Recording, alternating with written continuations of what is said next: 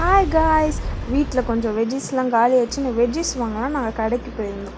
இதுதான் சான்ஸ்ன்னு எப்படின்னா ஒரு ட்ரெஸ்ஸை ப்ராக்கெட் போடலான்னா நம்மளால கொஞ்சம் அந்த குரங்கு பொம்மை என்ன விலை கண்ணாடி உஷார் ஆகிட்டு நம்ம வாங்க வந்த செக்ஷன் இது இல்லைன்னு வெஜ்ஜி செக்ஷனுக்கு சீக்கிரமாகவே கூட்டின்னு போயிட்டார். சரி வெஜ்ஜிஸ் மனசை தைரியப்படுத்திட்டு வெஜ்ஜிஸ் வாங்க நானும் ஆரம்பிச்சிட்டேன். நான் மட்டும் தான் வாங்கம்மா நீயும் வாங்கணும். எங்க அப்பா அப்பவே சொன்னான், மகனே உனக்கு ஆழமான எதிர்காலம் இருக்குடான்னு. ஆனா இப்படி ஆழமா இருக்கும்னு நான் எதிர்பார்க்கவே இல்லை.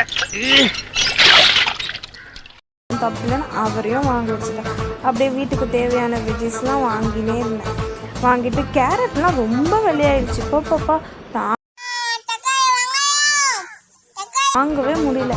எனக்கு பேசிக்காக வெஜிடபிள்ஸ்லாம் வாங்க தெரியாது. எப்படியோ வாங்கி முடிச்சிட்டேன். அந்த டைம் பார்த்து கவர் காலேஜ் நான் தான் ஒரு மினியானாச்சே, ஹைட்டே எட்டல. அதை பார்த்து வேற எங்கள் வீட்டுக்காரர் என்ன பார்த்து சிரிக்கிறியா பில்லை போடுன்னு நான் அவரை போட வச்சேன்.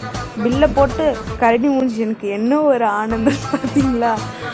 அப்புறம் பில் கவுண்டர்லேருந்து ப்ராடக்ட்ஸ் எல்லாம் வாங்கி வச்சுட்டு ஃபுட் கவுண்டருக்கு ஒழுங்காக கூட்டிட்டு போன்னு சொல்லிட்டேன். அவரும் சரி சரி வா கூட்டின்னு போ படுத்துற நிமிஷம் தாங்க முடியலையே. கூட்டின்னு போனாரு. கூட்டு புலம்பினே வந்தான். சும்மா விட்டுருவேனா, எனக்கு பிடிச்சதெல்லாம் அன்னைக்கு நான் வாங்கியே தரணும்னு. தலை வலிக்குதுடா, தலை வலிக்குதே. தலைவர் அங்கே போய் பில் போட்டு எனக்கு பீட்சா சூப்பு எக்ஸெட்ரா எக்ஸெட்ரா வாங்கின்னு வந்தார். ஜாலியாக என்ஜாய் பண்ணி சாப்பிட்டேன், ஷேரிங்கே இல்லாமல். பார், முழுசா சந்திரமுகியா மாறி இருக்கிறவன் மனைவி கங்காவை பார். என் மூஞ்ச பார்த்தாலே தெரியுமே, என் கண்ணு உருட்டி உருட்டி பார்த்துட்டு நான் என்ன ஒரு இன்ட்ரெஸ்டிங்காக சாப்பிட்றேன்னு. அப்புறம் பேல்பூரி என்னோட நமக்கு சோறுதான் முக்கியம். ஃபேவரட் சாப்பிட்டு அப்புறம் ஒரு எக் ரோல் அதையும் நல்லா உடுக்காமல் சாப்பிட்டு லாஸ்ட்டாக ஒரு ஐஸ்கிரீமை போட்டு ஷாப்பிங்கை முடிச்சிட்டோம். லாஸ்ட்டில் பேக் கொஞ்சம் கொஞ்சம் பேச்சா பேசுனேன்.